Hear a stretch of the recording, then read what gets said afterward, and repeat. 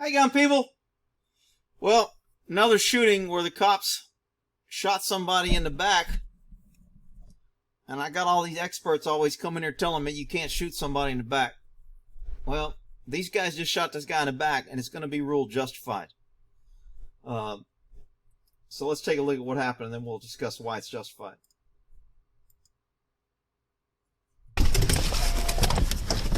Stop right there! Show me your hands! Hands up! He's going. Okay, so they get a call of a guy pistol whipping somebody, so they know there's a gun involved. Well, this guy gets out of the car, which is common sometimes when guys are working together. They'll put one guy running saying, dude, I got the gun in the car. You get out and run. They'll chase you and I'll get away. And sometimes the cops will go after this guy. In this case, they stayed with the car, which was a good move. This guy got out and raised his hands. A lot of times they don't get out and raise their hand and they just run off. And now shooting this guy would not have been justified. He's going. Hop in. Yep, let's go.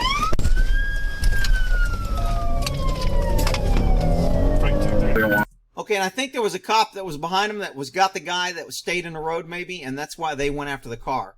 I'm not sure, but I think they said he's got him, and you notice as they drove by the guy, his hands were still up in the middle of the roadway. So I'm going to bump this forward.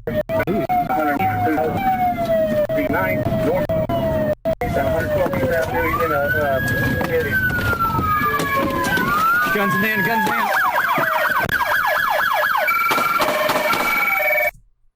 Okay, so the guy was running away back to the officers, and they shot him in the back.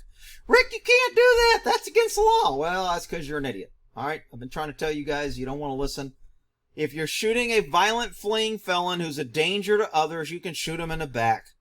There's no law that says you can't shoot somebody in the back. If I walk into a bank and there's a guy with a gun to the teller's head and I walk in behind him and I see him and I pull my gun as a citizen and shoot him in the back of the head, it is justified force, deadly force, because he was a danger to others, and you can use deadly force to protect yourself or others. So this cop is going to say he already used the gun, he was already violent, he ran, he had the gun in his hand. If he jumped over that fence, he was a danger to others. Therefore, I exercised deadly force and I shot him in the back. And case closed, justified. I know everybody ain't going to like it. I'm just telling you the law. You ain't got to be all pissy at me because I don't tell you the message you want to hear. Okay, so this is the cop that shoots him, and they're going to show it in a minute from his body cam. So everybody see the laser here? Ooh, Rick, that cop needs to go back to training. Look, cops, military, they laser people all the time, people. You don't want to do it arbitrarily. You want to be aware when you do it, but anytime you have a high-risk moving situation with a bunch of guys with guns moving, you're going to get some lasering. You're going to get some, there's other terms for it. I forgot what the other people call it.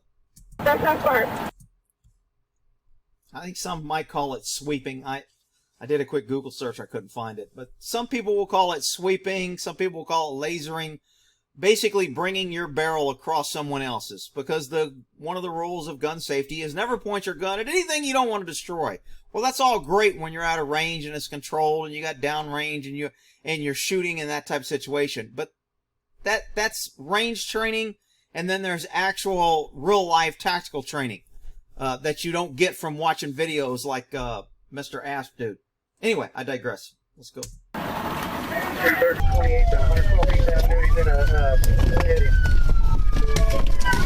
Okay, so here's the shooter. And I don't know if you heard in the first part of the video, the passenger says he's got the gun in his hand. That's critical. If he was running with no gun, it still may have been justified, but not as much. Because the guy's already committed a violent felony, he's getting away, and he's probably a threat to people. But if you see the gun in his hand, makes it that much cleaner.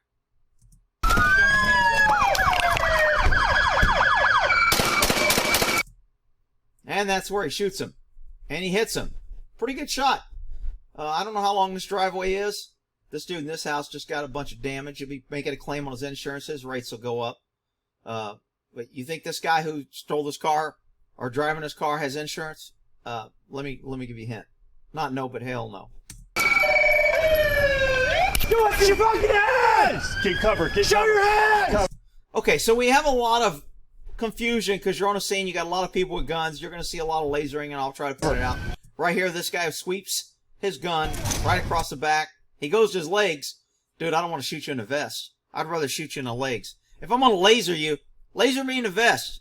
Don't laser me in the ass and legs. Rick, you can't do that. You weren't there. Shut up.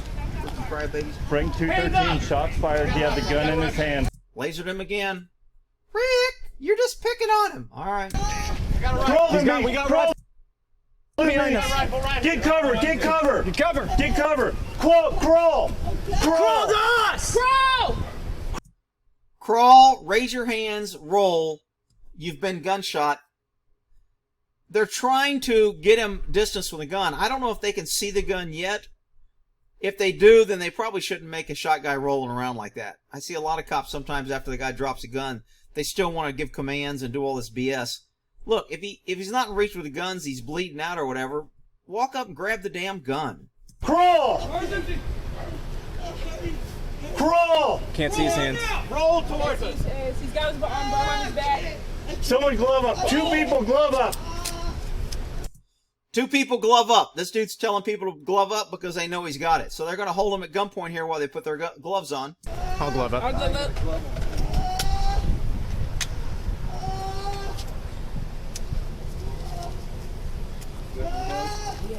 And you guys who are always training, you should be training. I always made my guys shoot with gloves on. Winter gloves, the little black tight gloves they like to wear in the summer, and rubber gloves. It's a different feeling. It may mess up. It's different. It's probably not going to affect your shooting, but you should experience it under controlled circumstances before you have to experience under actual. So if you want a training idea, do it with a bunch of different sets of gloves, including plastic gloves. Hang on. Show us your hands. Kick their hands up. Yeah, I'm coming. Okay, I'm gonna cover you. Hang on. All right. I got rifle in this one. Okay. All right, Huck's with you.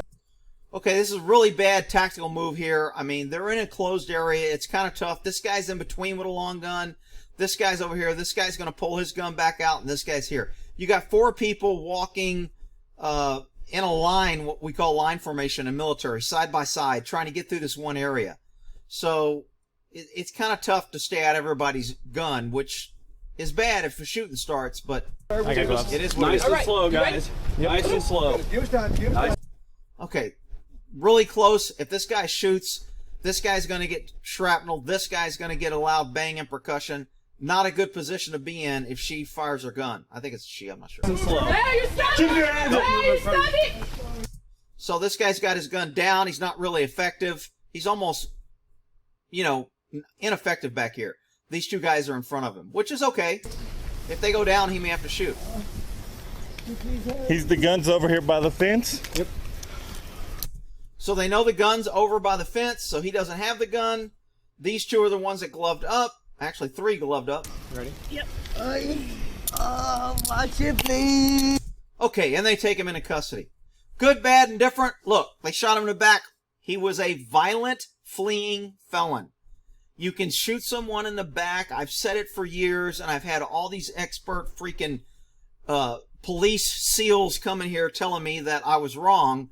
And I'm just telling you the way the law is. Violent, fleeing felon. You can shoot him in the back. You don't even have to say police before you shoot him. You can shoot him quietly.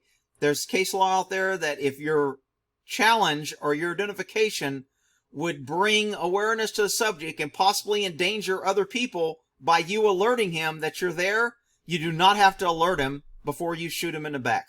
All right? Isn't that there?